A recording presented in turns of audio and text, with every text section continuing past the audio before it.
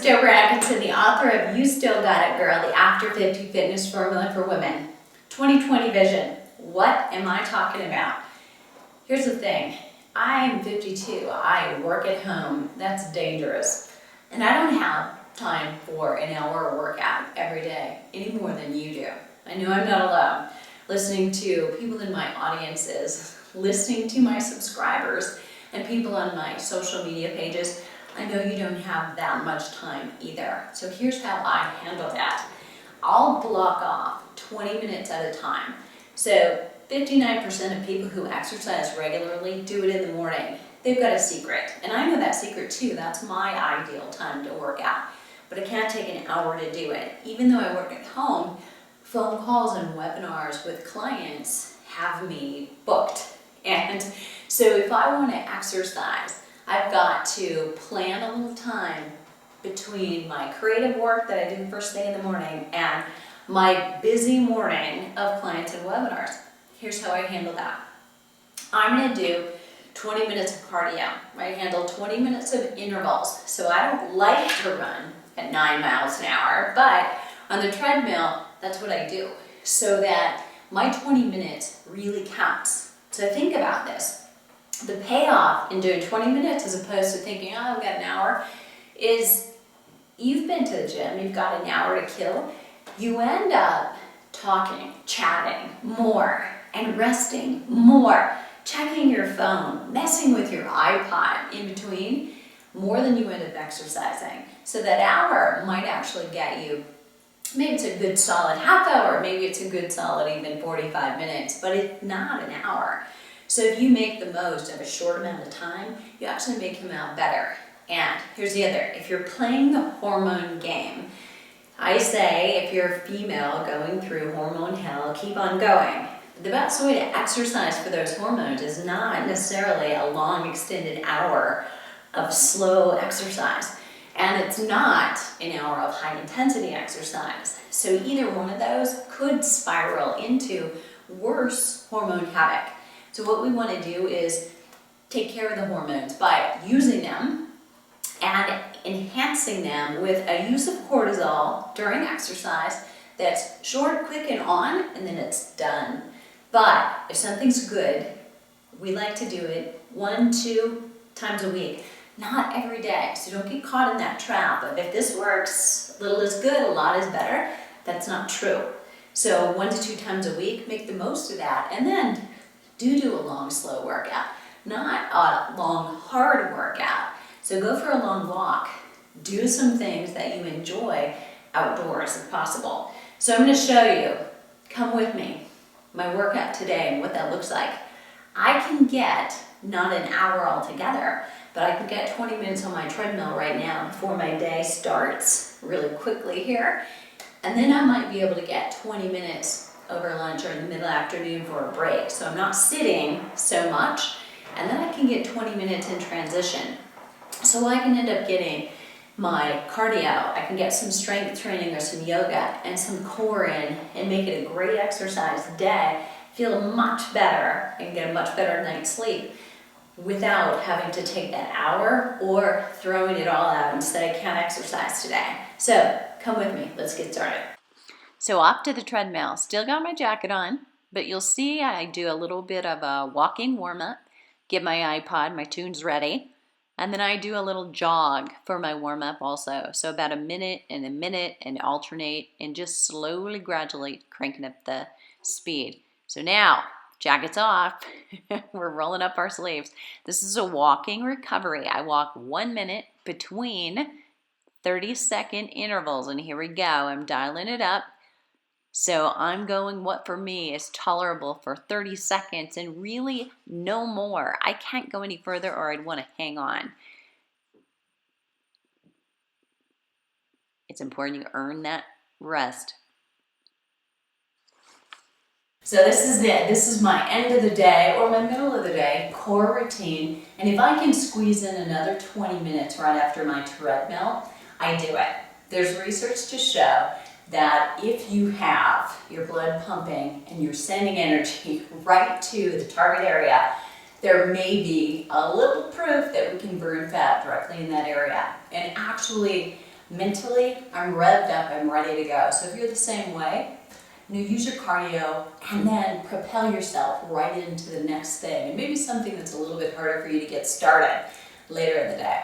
So here's how I do this. I take 20 minutes, and I like that 20-20 vision. I can do anything for 20 minutes. 20 minutes of focused core, about once a week, doing that. Your tune-up 5 minutes every day is gonna play much better. So I choose 20 moves, or if not 20 moves, I might repeat some, but I do one for 20 seconds. So I'm gonna give you a quick synopsis of what that looks like. Well, I'm not gonna do it in 20 minutes. I'm gonna take about 10 seconds for each one and roll right into the next one. Watch this. So we start with just a front plank on the forearms, taking the stress off the wrists.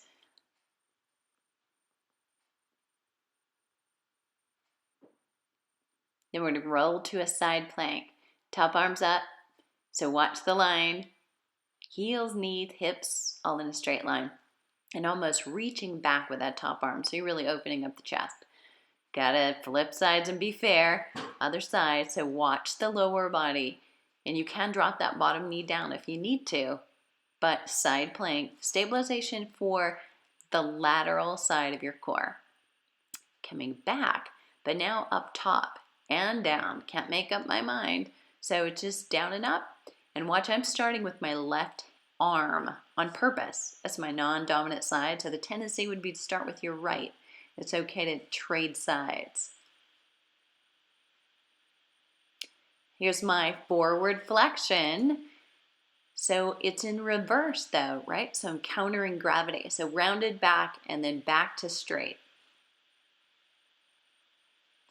And then I'll walk the dog. So my bum is a little bit higher in the air. There I go. Bring it down. It's hard to do. So as you lift the legs and back, the bum's going to creep up. You want to keep it down and in line with your ankles and your shoulders. We're going to do a little reverse, so back extension here. It's great for posture, and you want to watch head and neck. So you're not leading with your neck. You're just following that upper back. Palms are face down and your pinky is close to your side here. And I have my toes tucked under for a little bit of leverage. It's important your tailbone is tucked under on this one. So flipping over. Coming back. Just a little borrowed from Pilates move. So if you're doing Pilates, you recognize this one. So nice and tall, just holding, stabilizing, looks easy. Much harder. Now a little rotation to that, and if this is too challenging, put your heels back down on the ground. If it's not challenging enough, hold on to a weight with your feet. We're going to roll back. Tailbone slips under one vertebra at a time. So you don't want to feel like you go across any speed bumps there and start having to rush it in certain spots. If you do, that tells you you've got a weakness. Roll up, roll down. Don't use the neck.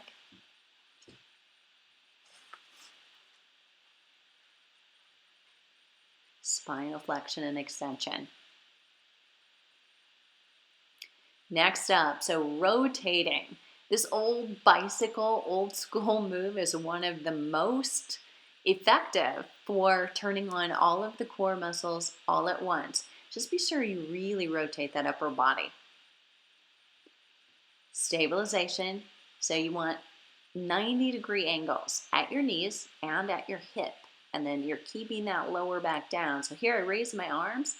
I could also move them up and overhead. There we go. That makes it a little bit more challenging. So it's arms down, then arms up, and then moving the arms when the legs move makes it a little bit more challenging.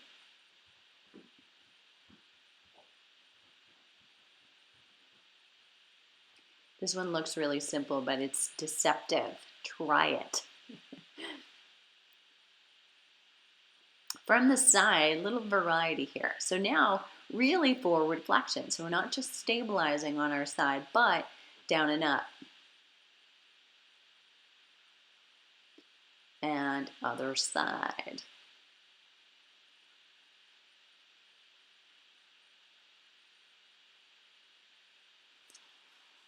Any shoulder issues, this would be probably one that you're going to leave out.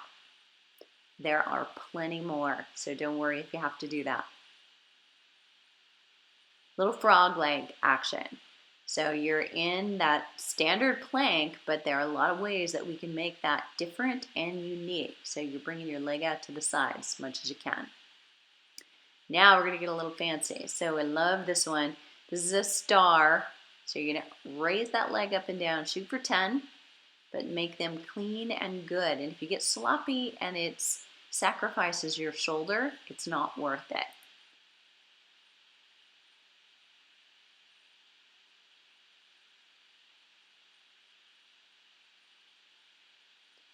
So countering again, don't forget to do those back extensions. We always focus on core, we want flat abs, and then we forget part of flat abdominals is a strong lower back.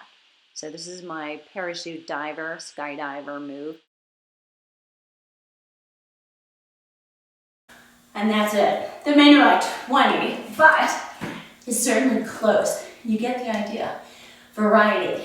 All those things we've talked about. Stabilization, a little bit of forward flexion, but don't overdo that. Back extension, lateral flexion, and rotation. All things your core needs to do every day without putting a lot of excess force or compression on the lower back, your lumbar spine, and you're gonna feel safer, less risk of injury, plus have the flat abs that you're looking for.